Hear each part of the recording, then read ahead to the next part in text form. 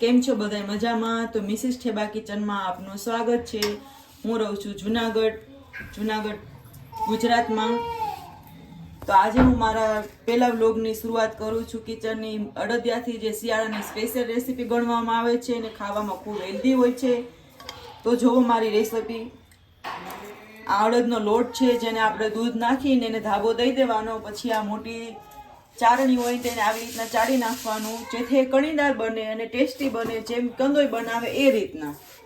તો તમને ખાવામાં ખૂબ મજા આવશે. ને તમે મને આ મારો વિડીયો તમને સારા લાગે ને તમારો સક્સેસ જાય અડદિયા, તો તમે મને સપોર્ટ કરો. હેલો ગાઈસ, તો તમે જો આ છે અડદિયા માટેની સામગ્રી.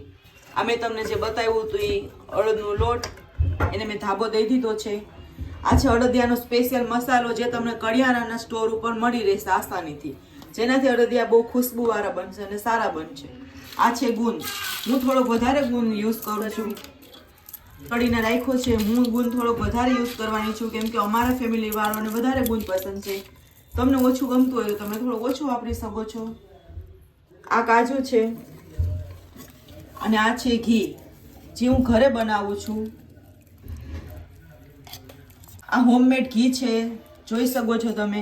જો તમારે આની રેસીપી જોતી હોય તો તમે એ પણ મને કહેજો, તો હું તમને એની પણ રેસીપી આપીશ કઈ રીતે હું ઘી બનાવું છું. અમારું ઘી બહુ સરસ બને છે, એકદમ કણીદાર બને છે, એની ખુશ્બુ પણ સરસ આવે છે, જોઈ શકો છો. એ જ હું અડદિયામાં યુઝ કરવાની છું ફ્રેન્ડ્સ. ગ્રામ લોટ છે. જો આપણે 500 ગ્રામ લોટ લેતા હોય તો સામે 500 ગ્રામ ખાંડ નાખવાની, જોઈ શકો છો. જો તમને આ મારો ફર્સ્ટ વ્લોગ છે ને હું આમાં અચકાતી હોય તો ફ્રેન્ડ્સ સોરી, મને માફ કરજો. મારી કોઈ હેબિટ નથી, આગળ હું શીખી જઈશ બોલતા. Sorry friends. પૈસામાં 500 ગ્રામ ઘી પણ નાખવાનું, એટલે બરોબર માપ રહેશે. મેલ્ટ થવા માંડ્યું છે, તમે જોઈ શકો છો ગાઈસ. હવે અડદનું બધું લોટ આની અંદર આપણે નાખી દેવાનું.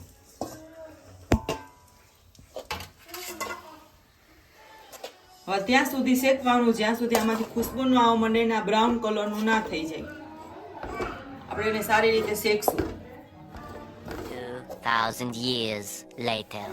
જો અડદનો લોટ શેકાઈ રહ્યો છે, આપણે જ્યાં સુધી આને અડધો કલાક શેકવો પડશે અને ચમચો ચાલુ જ રાખવાનો, જ્યાં સુધી આ બ્રાઉન ના થઈ જાય ત્યાં સુધી એને શેકવાનો છે.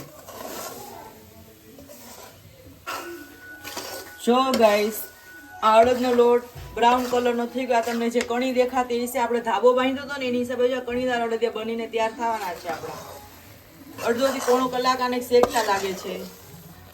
કેવો સરસ બ્રાઉન કલર આવી ગયો છે, આપ જોઈ શકો છો. એકદમ કણીદાર જો અડદિયા બનીને રેડી થવાના છે આપણા. જોતા જ મોઢામાં પાણી આવી જાય ને ગાઈસ.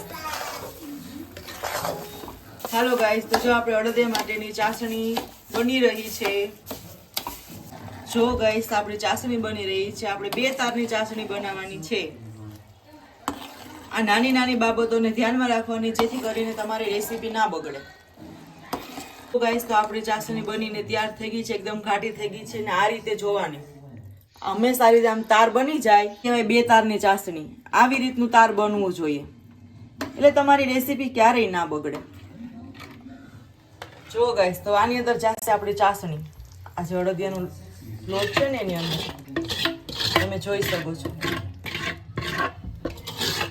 આ બધું જ એની અંદર નાખી દેવાનું.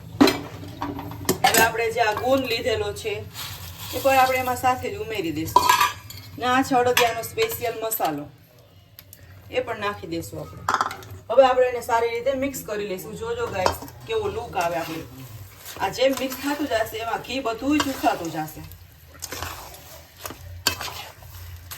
બહુ સરસ લાગે છે જોતા જ. મારી આગળ આને શેપ દેવા માટે અત્યારે કોઈ ચીજ અવેલેબલ નથી, એટલે આ રીતની સ્ટીલની વાટકીમાં એને હું ચમચીથી દબાવીને ભરી રહી છું. આમ પણ કરી શકાય, તમારા આગળ જેવો ફરમો હોય તો તમે એનાથી બી કરી શકો, અને આનો ઢેફલી બી દહીં બનાવી શકો તમે. હવે તમે જોજો આ કેવી રીતના બને છે. બહુ સરસ બને છે.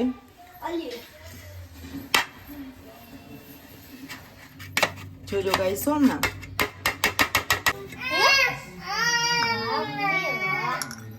જો ગાઈસ, આપણા અડદિયા બનીને રેડી છે.